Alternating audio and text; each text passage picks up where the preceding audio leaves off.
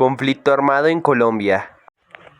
La historia de Colombia en los últimos 60 años ha estado marcada por el conflicto armado. En sus inicios, la desigualdad de la repartición de la tierra y la falta de espacios para participación política dieron cabida al uso de violencia y lucha armada, un método que en los años siguientes se fue reforzando con la irrupción del narcotráfico, el narcoterrorismo, la presencia de nuevos actores políticos y armados en un contexto de lucha revolucionaria, guerra fría y guerra contra el terrorismo que han ido transformando el conflicto en sus razones de ser y métodos de subsistencia.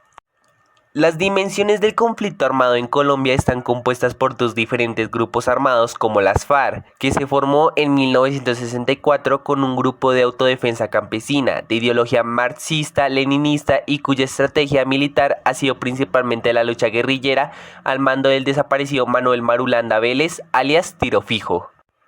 El ELN nace en 1965, influenciada por la Revolución Cubana 1959 y otras luchas de tipo nacionalista. El objetivo principal de este grupo armado es la incidencia sobre poderes locales y regionales, portadores de la propuesta de doble poder, recogida de la experiencia en El Salvador. El actual jefe del ELN es Nicolás Rodríguez Bautista, alias Gavino. El Ejército Popular de Liberación Nacional, EPL, se constituye en 1966 y a diferencia de los anteriores, su ideología es marxista, leninista, maoísta, vinculado al Partido Comunista. Este grupo pasó por un proceso de desmovilización de 2.000 combatientes en 1991. En la actualidad opera una pequeña disidencia denominada Frente Libardo Mora Toro en el norte de Santander. El M-19 se crea en 1973 y se diferencia de las demás experiencias subversivas por su carácter rural, discurso democratizador y porque se autodefinían como un movimiento antioligárquico, antiimperialista, de unidad y con una propuesta política. Nació a raíz del declarado fraude electoral en 1970. Algunos de sus líderes principales habían combatido previamente las FARC y se convirtieron en fuerzas políticas después de la firma del Acuerdo de Corinto en 1984, de un acuerdo de paz en 1990 y del proceso de desmovilización acordado en 1989 que dio como fruto una nueva constitución en 1991.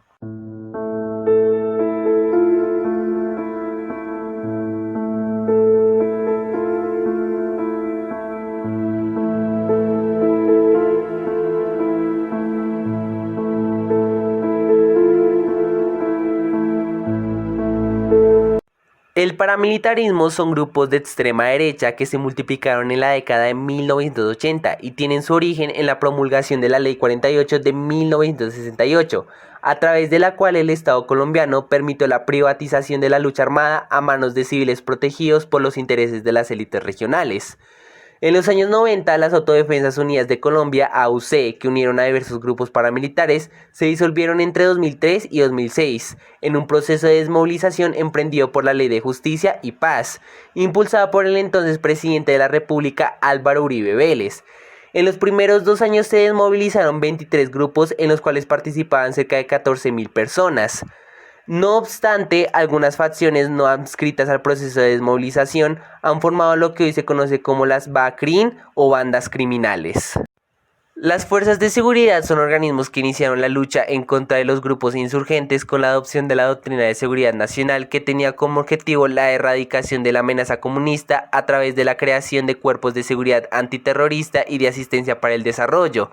En los últimos años han pasado por un proceso de reestructuración y modernización a través de programas como el Plan Colombia, que ha contado con el apoyo de Estados Unidos y que ha tenido como objetivo reafirmar el Estado de Derecho y acotar la red de narcotráfico y tráfico de armas que alimenta la violencia guerrillera y de otras organizaciones armadas.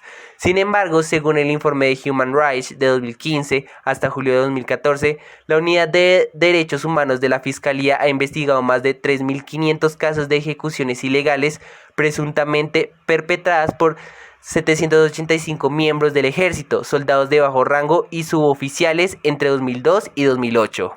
Las causas para que se desarrollara el conflicto armado en Colombia se centra en la pobreza, la falta de educación, el abandono estatal, las deficiencias socioeconómicas en los núcleos familiares y los valores de la sociedad. Como consecuencia del conflicto armado en Colombia están las muertes, secuestros y extorsiones, reclutamiento forzado, desplazamiento forzado, narcotráfico, daño ambiental, ejecuciones extrajudiciales llamados falsos positivos y terrorismo.